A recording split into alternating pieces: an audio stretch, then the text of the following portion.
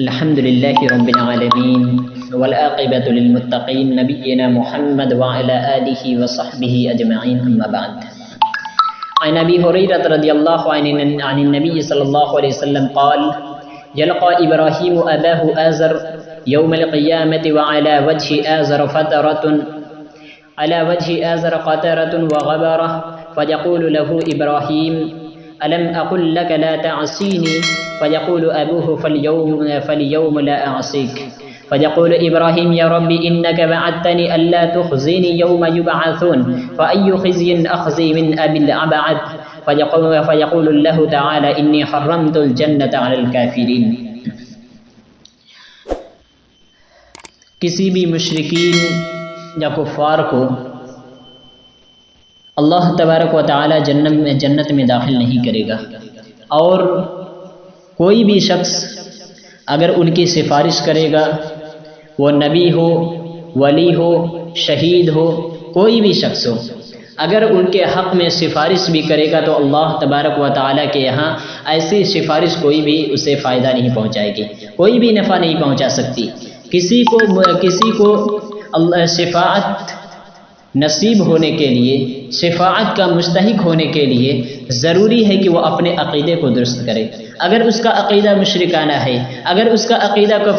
کافروں والا ہے، اگر انہوں نے اپنی زندگی میں اپنے عقیدے میں شرک کی ملاوٹ کی ہے، انہوں نے اگر شرک کیا ہے تو اللہ تعالیٰ کے یہاں اس کا جنت میں کوئی ٹھکانہ نہیں ہوگا، اور نہ ہی اس کے شفاعت قبول کی جائے گی. وہ چاہے کوئی بھی ہو، نبی ہو، ولی ہو، شہید ہو، پیر و مرشد ہو، کوئی بھی شفاعت کرے اللہ تعالیٰ کے یہاں اس کے شفاعت قبول نہیں کی جائے گی. گرچہ اگر کوئی نبی اپنے باپ کے حق میں بھی سفارش کریں گے تو اس کی بھی شفاعت قبول نہیں کی جائے گی. اگر کوئی نبی اپنے بیٹے کے حق میں بھی سفارش کریں گے تو اس کی شفاعت قبول نہیں کی جائے گی. تو یہ عقیدہ رکھنا کہ ہم شرک کرنے کے بعد، اپنے عقیدے میں شرک کی ملاوٹ کرنے کے بعد جنت میں داخل ہو جائیں گے، ہم شفاعت کے مستحق ہو جائیں گے، تو یہ عقیدہ رکھنا غلط ہے. یہ عقیدہ رکھنا غلط ہے، یہ ہمارے کوئی بھی کام نہیں آئے گا جب تک کہ ہمارا عقیدہ درست نہیں ہوگا.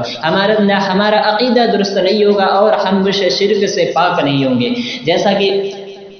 ایسے ہی بخاری کی روایت ہے، راوی حدیث ابو ہریرہ رضی اللہ عنہ ہے، وہ کہتے ہیں کہ نبی کریم صلی اللہ علیہ وسلم نے فرمایا یلقى ابراہیم علیہ السلام اباہ آزر، کہ ابراہیم علیہ السلام اپنے باپ سے ملاقات کریں گے یوم القیامت وعلی وجہ آزر، اور اس قیامت کے روز ابراہیم علیہ السلام اپنے باپ آزر سے ملاقات کریں گے. وعلی وجہ آزر قطرة وغبرة، اور اس دن وہ اپنے باپ کے چہرے کو سیاہ اور گرد و غبار سے لطپت دیکھیں گے، وہ گرد و غبار سے جمع ہوا ہوگا اس حال میں دیکھیں گے. وَيَقُولُ لَهُ إِبْرَاهِيمُ أَلَمْ أَقُلْ لَكَ لَا تَعْصِينِي، ابراہیم علیہ السلام اپنے والد سے کہیں گے، اپنے باپ آزر سے کہیں گے، کیا میں نے آپ سے نہیں کہا تھا کہ تم میری اطاعت کرو، میری فرما برداری کرو، میری نافرمانی نہ کرو، میرے راستے کو اپنا لو، شرک کو چھوڑ دو. ابراہیم علیہ السلام کہیں گے أَلَمْ أَقُلْ لَكَ لَا تَعْصِينِي، کیا میں نے آپ سے نہیں کہا تھا کہ میری فرما برداری کریں، میری نافرمانی نہ کریں. وَيَقُولُ أَبُوهُ، تو ان کے آزر کہیں گے، ابراہیم علیہ السلام کے والد آزر کہیں گے وَالْيَوْمَ لَا أَعْصِيكَ، آج کے دن میں تمہاری کوئی بھی نافرمانی نہیں کروں گا، میں تمہاری اطاعت کروں گا، فرما برداری کروں گا، تم جو کہو گے وہی کروں گا. وَيَقُولُ إِبْرَاهِيمُ يَا رَبِّ إِنَّكَ وَعَدتَّنِي أَلَّا تُخْزِنِي، ابراہیم علیہ السلام کہیں گے اے میرے رب إِنَّكَ وَعَدتَّنِي أَلَّا تُخْزِنِي يَوْمَ يُبْعَثُونَ، اے میرے رب آپ نے مجھ سے وعدہ کیا تھا، آپ مجھ سے یہ وعدہ کیے تھے کہ تمہیں قیامت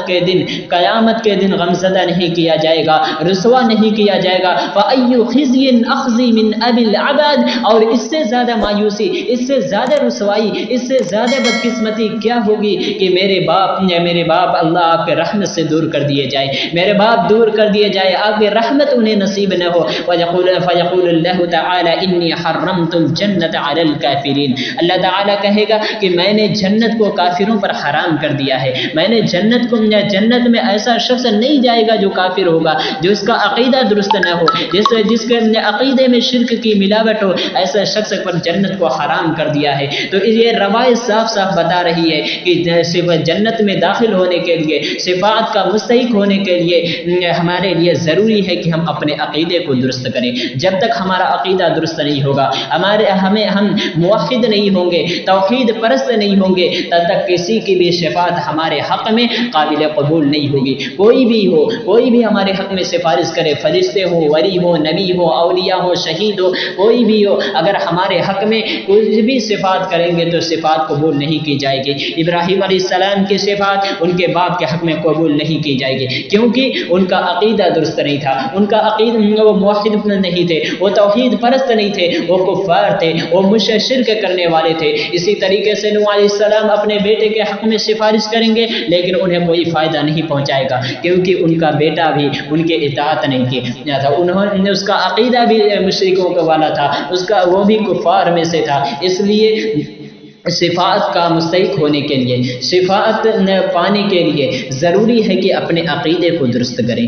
ہم موحد بندہ بنیں، توحید پرست بنیں۔ اگر ہمارے عقیدے میں ملاوٹ ہوگی تو اللہ تبارک و تعالیٰ کے یہاں کسی کی بھی شفاعت قبول نہیں کی جائے گی، اللہ تعالیٰ ان کے صفات بھی قبول نہیں کیا جائے گا۔ لہٰذا ضرورت اس بات کی ہے کہ ہم اپنے عقیدے کو درست کریں، توحید پرست بنیں، موحد بنیں، اللہ تبارک و تعالیٰ کا موحد بندہ بنیں، اور اپنے عقیدے میں ذرا بھی شرک کی ملاوٹ نہ کریں۔ اس کے بعد ہم کسی کے صفات